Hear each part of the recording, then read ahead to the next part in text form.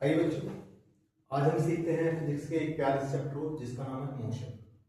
बहुत अच्छा चैप्टर है, बहुत मजेदार चैप्टर है, बहुत ही ज्यादा इंटरेस्टिंग चैप्टर है। इस चैप्टर पर बहुत सारी चीजें डिपेंडेंट है हमारी एग्जाम में आने वाली। तो आइए देखते हैं।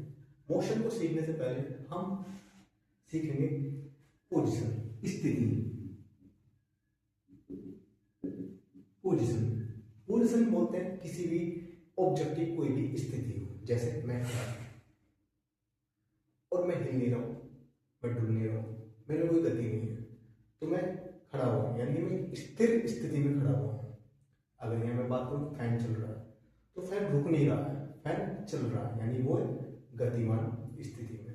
तो पोजीशन हमारी दो तरह से होती है। स्थिति हमारी किसी भी वस्तु की, एक तो स्थिर स्थिति होती है, स्टेशनरी बोल देते हैं जिसे। दूसरी हमारी मोशन होती है जिसे गति बोल देते हैं। गति हमें मोशन ही पढ़ना है। मोशन क्या है? एक तरह की स्थिति है, तो हमको यही स्थिति पढ़नी है। लेकिन उससे पहले हम थोड़ा सा बता दूं तुमको स्थिर स्थिति के बारे में। स्थिर स्थिति वो स्थिति होती है जिसको गतिमान में लाने के लिए एक बाह्य बल की आवश्यकता होती है। बाह्य बल एक असंतुलित बल होना चाहिए जो कि जिस वस्तु को हम स्थिर अवस्था से गतिशील अवस्था में लाने का प्रयास कर रहे हैं उस वस्तु से ज्यादा हमारा बाह्य बल, अनबैलेंस बल होना चाहिए, यानी कि एक्सटर्नल अनबैलेंस फोर्स होना चाहिए, वो भी उस वस्तु से ज्यादा जिस वस्तु को हम गतिशील गतिशील अवस्था में लाना चाहते हैं। ठीक है, जैसे कि हमारी दीवार, हमारा बोर्ड, हमारे रोड, कोई भी खड़ा हुआ पेड़, कोई भी चीजें रखी, हमारी किताबें रखी, किताबें, बैग, हमारा बेड, हमारा सड़क, ये सब चीजें क्या है? हमारी एक स्थिर अवस्था है, हमारी स्थिर स्थिति है। मोशन अवस्था या मोशन स्थिति वो होती है जिसमें ऑब्जेक्ट का मूवमेंट हो, जिसमें ऑब्जेक्ट मूवमेंट हो, पूरी तरह से हो या कुछ पार्ट हो, उसका मूवमेंट हो, यानी कि वो हिलता डुलता हो, चलता फिरता हो। जैसे कि फैन है हमारा, चल रहा है गर्मियों के मौसम में, तो क्या है? गतिशील अवस्था में। मैं अभी रनिंग करने लगूँ तो मैं भी हो जाऊंगा गतिशील अवस्था में। मैं चलने लगूँ तब भी मैं गतिशील अवस्था में हो जाऊंगा। कोई बाइक या कार चल रही है वो भी एक गतिशील अवस्था में चल रही है। कोई पेड़ है वो हिल रहे हैं, हवा चला रहे हैं, वो भी एक गतिशील अवस्था में है। लेकिन गतिशील अवस्था को स्थिर अवस्था में लाने के लिए तो भी हमें एक एक्सटर्नल अनबैलेंस फोर्स चाहिए, बाह्य असंतुलित बल चाहिए, जो कि जिस वस्तु को हम गतिशील अवस्था से एक स्थिर अवस्था में लाने का प्रयास कर रहे हैं उससे ज्यादा बल हमारे पास होना चाहिए। यानी कि जो हमारा एक्सटर्नल अनबैलेंस फोर्स है वो हमारा सेम नहीं होना चाहिए, वो हमारा मोर होना चाहिए, और ना ही वो इक्वल होना चाहिए। देखते हैं इक्वल क्यों नहीं होना चाहिए। सपोज कोई छोटा सा बच्चा है, बहुत छोटा सा बच्चा, 2-3 साल का, हम उसके सामने एक बाल्टी में पानी भरकर रख देते हैं और हम बच्चे से कहते हैं कि इसको थोड़ा सा ऐसे हिला कर दिखाओ, तो क्या बच्चा उसको हिला पाएगा? नहीं हिला पाएगा। क्यों? क्योंकि जो बाल्टी में पानी भरा हुआ है उसमें फोर्स ज्यादा है उस बच्चे के से लगाए गए फोर्स की तुलना में। तो एक्सटर्नल फोर्स तो था, अनबैलेंस ही था, लेकिन वो अनबैलेंस कैसा था? वो लेस था, वो लेस था, वो लेस था। ये इक्वल और सेम की बात है, वो लेस था। तो लेस भी नहीं होना चाहिए, सेम भी नहीं होना चाहिए। दो छोटे छोटे बच्चे आपस में लड़ रहे हैं, या मैं बात करूं कि दो ट्रेनें आपस में 100 की स्पीड में हैं और आपस में इस तरह से टकरा रही हैं, तो वो ऐसे ही टकराती रहेंगी, वो एक दूसरे को आगे पीछे नहीं कर पाएंगे, क्योंकि उनकी जो स्पीड थी कि उनका जो फोर्स था दोनों सेम था। लेकिन वहीं पे एक बड़े बच्चे से एक छोटा सा कंकड़ उठाकर दूसरे स्थान पर रखने को बोलूं तो कंकड़ को उठाएगा और रख देगा, क्योंकि बच्चे के द्वारा लगाया फोर्स उस कंकड़ पे लगी फोर्स की तुलना में ज्यादा है। तो एक्सटर्नल अनबैलेंस फोर्स जो है वो हमारा ज्यादा होना चाहिए। तो ये हमारी जो वस्तु है उसकी जो स्थिति है वो स्थिर से, इस चीज के लिए चाहिए स्थिर से गति में लाने के लिए, गति से स्थिर अवस्था में लाने के लिए हमें एक्सटर्नल अनबैलेंस फोर्स की नीड होती है। तो हम मोशन पढ़ेंगे। मोशन क्या है? तो मोशन हमने पढ़ लिया। मोशन वो है जो गति करता हो, जिसमें मूवमेंट हो, जो रुका हुआ ना हो, जो चलता फिरता हो, हिलता डुलता हो, वही हमारा मोशन है।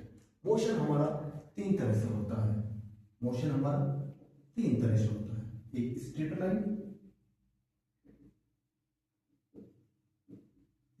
मोशन, दूसरा यूनिफॉर्म मोशन और तीसरा हमारा non uniform motion.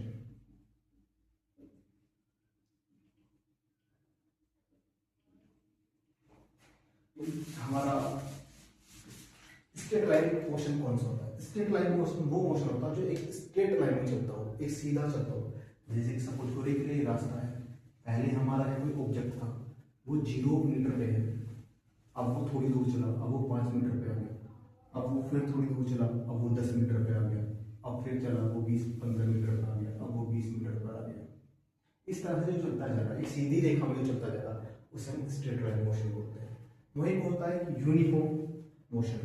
Uniform motion वो होता है जो इक्वल टाइम में इक्वल डिस्टेंस तय कर देता हो, यानी कि समान समय में समान दूरी तय कर देता हो। जैसे सपोज करते हैं ये एक लाइन है, यहाँ हमारा जो टाइम है वो 0, यहाँ 1 सेकंड, यहाँ 2 सेकंड, यहाँ 3 सेकंड, यहाँ 4 सेकंड और यहाँ 5 सेकंड। यहाँ हमारी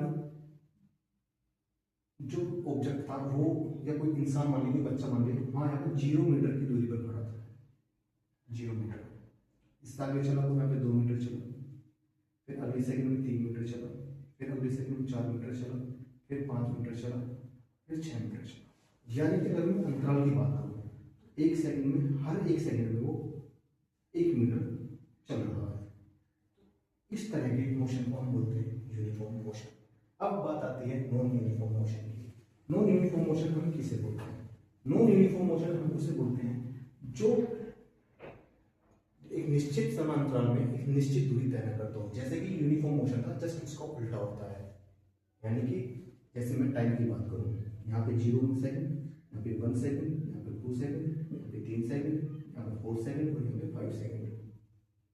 दूरी यहाँ पे 0 मीटर, यहाँ 1 मीटर, यहाँ 3 मीटर, यहाँ 5 मीटर, यहाँ 8 मीटर, यहाँ 12 मीटर।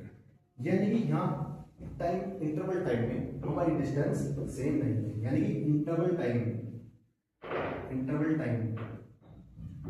इक्वल इंटरवल टाइम में अगर इक्वल डिस्टेंस है हमारी, तो क्या है हमारा यूनिफॉर्म, और डिस्टेंस नहीं है हमारी, इक्वल इंटरवल टाइम में इक्वल डिस्टेंस नहीं है हमारी, तो नॉन यूनिफॉर्म। तो ये था हमारा नॉन यूनिफॉर्म मोशन। अब बात करते हैं कि बार बार मीटर आ रहा था, डिस्टेंस आ रही थी, ये क्या है? डिस्टेंस को पढ़ने से पहले हमको भौतिक राशियां पढ़नी पड़ेगी। भौतिक राशियां कौन सी राशियां होती हैं? भौतिक राशियां वे राशियां होती हैं जिनको तोड़ा जा सकता हो, मापा जा सकता हो, या जिनके पदों में भौतिक के नियमों को बदला जा सकता हो, परिवर्तित किया जा सकता हो या व्यक्त किया जा सकता हो। भौतिक राशि हमारी दो तरह से होती है।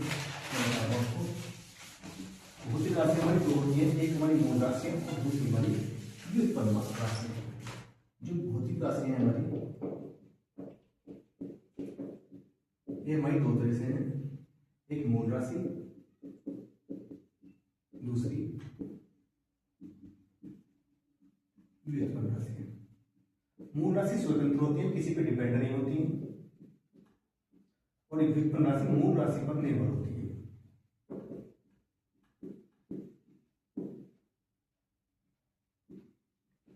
यानी कि मैं बात करूं वो भौतिक राशियां जो स्वयं में स्वतंत्र हो, जो किसी पर डिपेंड ना होती हो, जिस पर किसी पर निर्भर ना होती हो, उसे हम मूल राशि बोलेंगे। और जो राशि मूल राशि की सहायता से उत्पन्न हुई हो, उन्हें हम व्युत्पन्न राशि बोलते हैं। मैं बात करूं मूल राशि की, तो मूल राशि हमारी स्वतंत्र होती है, इनकी संख्या 7 है। इनकी संख्या 7 है, जो कि कौन कौन सी हमारी? लंबाई, द्रव्यमान, समय, तापमान, पदार्थ की मात्रा, ज्योति तीव्रता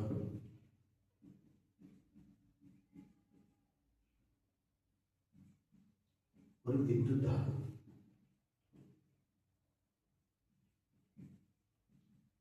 विद्युत धारा मूल राशि को मापने के लिए हमने बोला था कि भौतिक राशि है वो जिन्हें मापा जा सकता हो, तो मूल राशि को मापा जाएगा, जाहिर सी बात है। तो मूल राशि को मापने के लिए जिनकी सहायता होती है या जिसकी सहायता लेते हैं हम उसे मूल मात्रक बोलते हैं, यानी मात्रक। मात्रक भी हमारे दो तरह से होते हैं, मूल राशि को मापने वाले मूल मात्रक और व्युत्पन्न राशि को मापने वाले व्युत्पन्न मात्रक। मूल राशि हमारे साथ है तो मूल मात्रक भी हमारे साथ ही है। कौन कौन से हमारे, जैसे लंबाई के लिए मैं बात करूँ तो मीटर, द्रव्यमान की बात करूँ तो मैं किलोग्राम, समय की बात करूँ तो मैं सेकंड, तापमान की बात करूँ तो मैं केल्विन, पदार्थ की मात्रा की बात करूँ तो मोल, और ज्योति तीव्रता की बात करूँ तो मैं कैंडेला, और विद्युत धारा की बात करूँ तो मैं एम्पीयर। यानी कि मूल राशियां जो हैं इनको मापने के लिए जिनकी सहायता ली जाती है उन्हें मूल मात्रक बोलते हैं, इनकी संख्या 7 होती है।